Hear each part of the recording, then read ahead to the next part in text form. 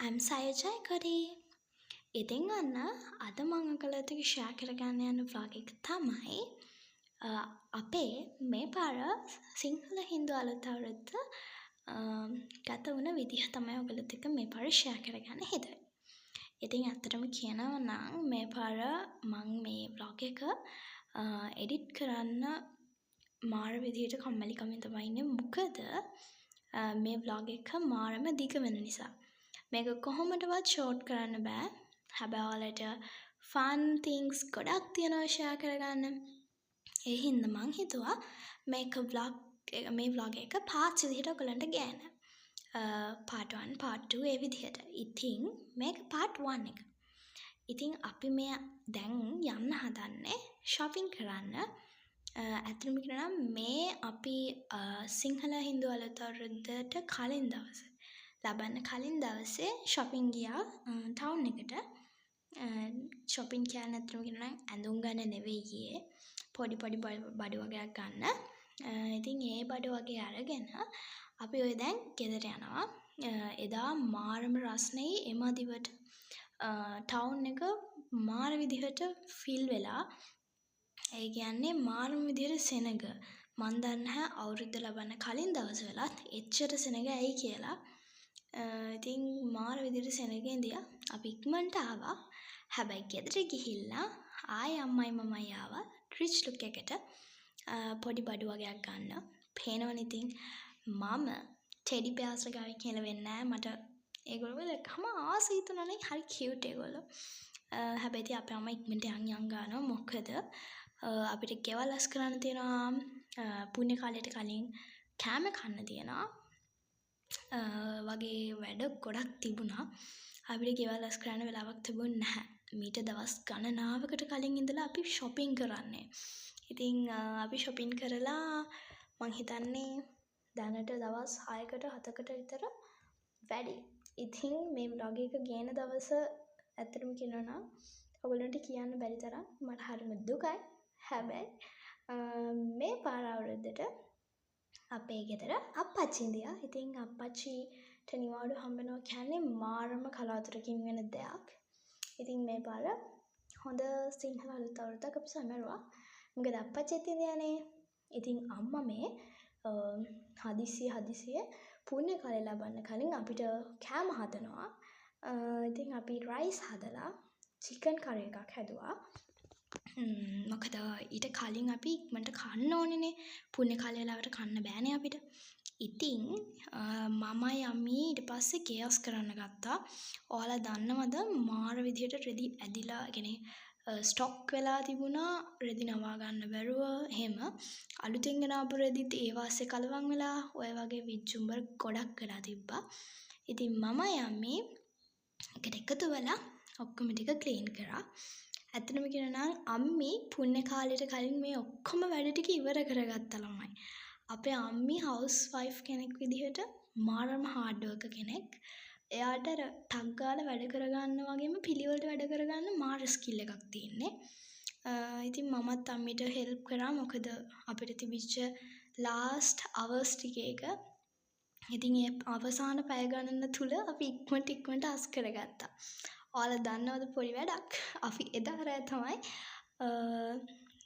මුං කැවුම් හැදුවේ. මුං ඇට කැවුම්ද මන් දන්නේ මුං කැවුම් හරි මොනවා හරි. ඒව හැදුවෙත් අපි එදා රෑ.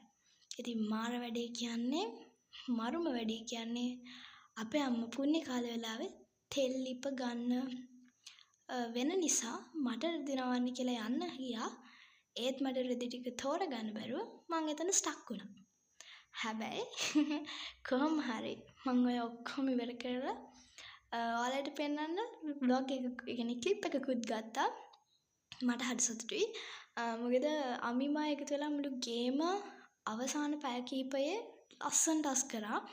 ඉතින් ඇත්තටම කියනවා නම් මීට කලින් ඔයාලට මට පෙන්නන්න ගෙදර තිබිච්ච තත්ත්වය shopping කරන්න අර උදේ ගියපු වෙලාවෙත් මට මාර හෙඩේක් එකක් ගෙදර ආයි එනකොට ඔළුවේ තියෙනනේ ගියේ හැඩි වෙලා අයියෝ එහෙම කියලා.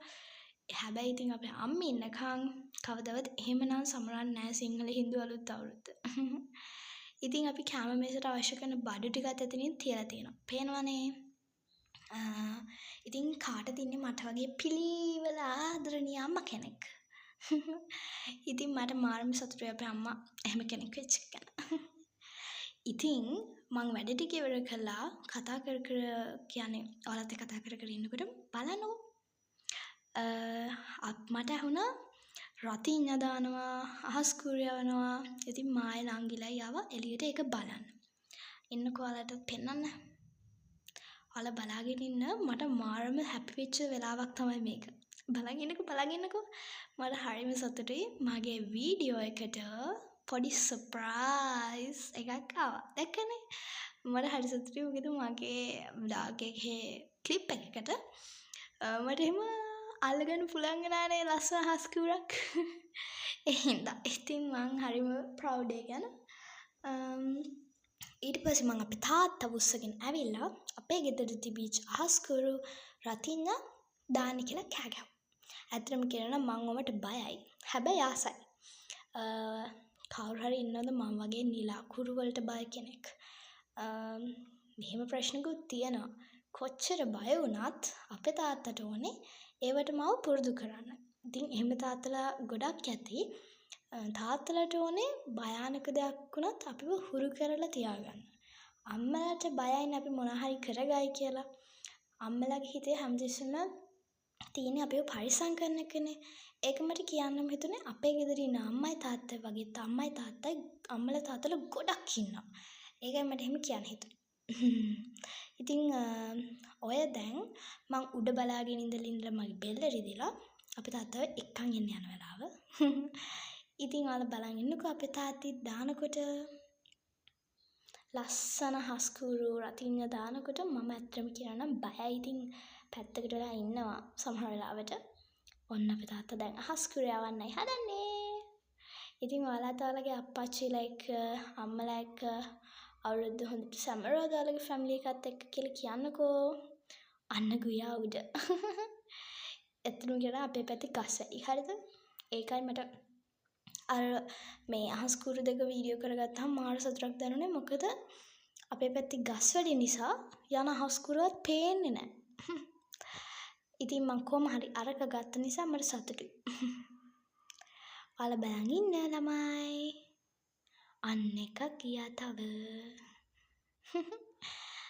ඔන්න දැන් මේ මම බයෙන් නිලා කුරු ඇල්ලුවා. නිලා කුරු ඇල්ලුවා කියන්නේ ඒක අපේ තාත්තා බලෙන්ම මගේ අතේ තියලා පත්තු කරා. මං ඔය පට්ට බයේ ඔක අල්ලන් ඉන්නේ. හැබැයි මං හිතුවා ඒක නිවිගෙන ඇද්දි අර ගිනි කූර වගේ අත පිච්චෙයි කියලා. හැබැයි හැමුන්නේ නැහැ. දැක්කනේ? මං ෆයිනලි ඒක කරා. ඒක තමයි කියන්නේ one day I can fly. ඉතින් ඔන්න අපේ තාත්තා ඩෝංගල රතිඤ්ඤා දැම්මා. ඊට පස්සේ ඔන්න හිමීට පිස්සු වැඩ කර ඉඳලා පුණ්‍ය කාලය ලැබුවා. පුණ්‍ය කාලය ලැබුවාම ටිකක් වෙලා අපි කතා කර ඉඳලා ඊට පස්සේ අපි ලෑස්ති වෙලා ගියා පන්සල්. ඉතින් ඔක තමයි මගේ අවුට්ෆිට් එක පන්සල් ගියපෝ. ඔයගොල්ලෝ බහින්න එපා කොටයි කියලා. ඇත්තටම කියනවා නම් පන්සලක් නෙවෙයි. ඒක චූටි දේවාලයක් වගේ. දේවාලයක් වුණත් ඒකේ පන්සලක් වෙනම තියෙනවා. දේවාලයක් වෙනම තියෙනවා. ඒකේ හාමුදුරුවෝ එහෙම නෑ ඉතින්. එහෙනම් ප්‍රශ්න නෑනේ. අනිත් එක රෑ වෙලා තමයි. ඔන්න ඉතින් අපේ ෆැමිලි එකම කාර් එකේ නැගගෙන ඔය දැන් යනවා.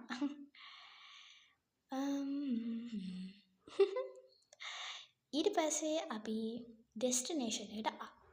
ඇත්තම කියනවා ලොකු දුරක් තිබිච්ච තැනක් නෙවෙයි. ඔයාලා බලන් ඉන්නකෝ. මම ඒ කියපු පන්සල තමයි ඔය එතන තියෙන්නේ. ඉතින් අපි හිමීට වැඳලා ඊට පස්සේ අපේ ප්‍රාර්ථනාවන් කියලා ඒ ඔක්කොම කරනවා. ඉතින් අපේ අම්මලා ඔක්කොම මේ වැඩ කරනකම් මම හොරින් පොඩි ක්ලිප්ස් ගත්තා. හැබැයි ඉතින් අම්මයි කිව්වා මේවා පෙන්නුවට අවුලක් නැහැ කියලා ඉතින්. ඒ කියන්නේ හොඳ නැති එකක් නෑනේ.